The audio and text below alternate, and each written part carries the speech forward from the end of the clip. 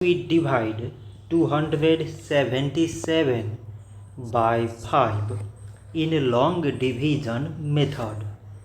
5 times 5 is 25. On subtracting we get 2. So now we put down the 7 and it is 27. 5 times 5 is 25. On subtracting we get 2.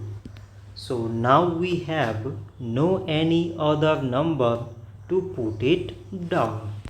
So we take here decimal, so that we put 0.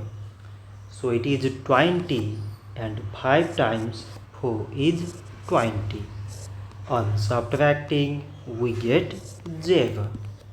So 277 divided by 5 is 55.4.